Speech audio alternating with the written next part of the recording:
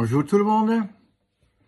Comme vous pouvez le constater, je suis Baruch Hashem de nouveau à la maison.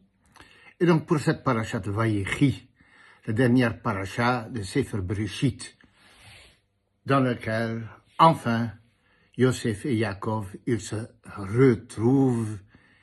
Yaakov qui va donner des brachot aux enfants de Yosef, à Yosef lui-même, à ses propres enfants.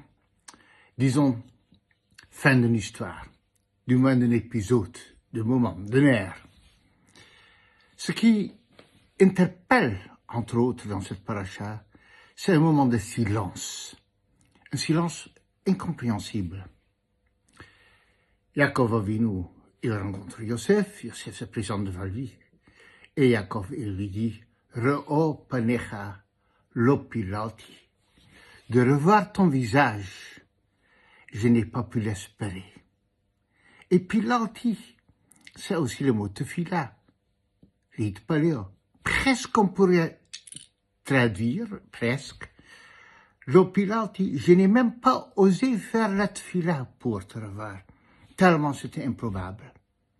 Donc de retrouver Yosef, c'est l'apaisement total dans sa vie. La question est, Yaakov, ses enfants l'avaient amené le tunique de Yosef. Et ils l'ont dit, Hakerna, reconnais-le. Alors, il dit oui, un bête sauvage qu'il a déchiqueté. Alors maintenant, ce Yosef, il est vivant, d'où est-ce qu'il sort? Quelle est son histoire? Raconte quelque chose. Et le texte ne nous dit rien. Il semble que Yaakov n'a absolument rien demandé à Yosef.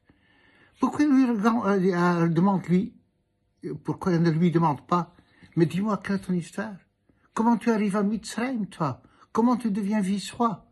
Comment est-ce que tu as survécu? Raconte-moi tout. J'aurais besoin de savoir. Aujourd'hui, on parle toujours du « j'ai un besoin de savoir ». Alors Yaakov, qui ne demande rien. Chers amis, je vais partager avec vous une idée qui n'est pas simple. Quelle est la chose suivante? Nous vivons dans une culture de surinformation. On écoute les nouvelles matin, midi, soir, la radio, la télévision, les journaux, les magazines, et on veut être au courant de tout. Et la question c'est, toutes ces choses que nous entendons, que nous savons, à quoi ça nous sert dans la profondeur de notre vie, de notre avodat Hashem, de notre service d'Hashem? Est-ce que ça va nous faire avancer en quelque chose ou à la fin, tout ça n'est que la curiosité? On va dire, j'ai le droit de savoir, j'ai le besoin de savoir. Il faut être au courant en domaine de politique, en domaine d'histoire de famille.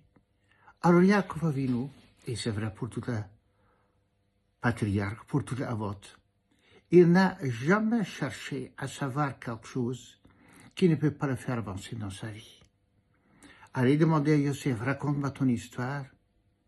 En quoi ça va faire son avodat Hashem, son service de Dieu? En quoi ça va le faire avancer? Est-ce que ça va avoir un effet positif? Est-ce que ça va le rapprocher d'Hachem?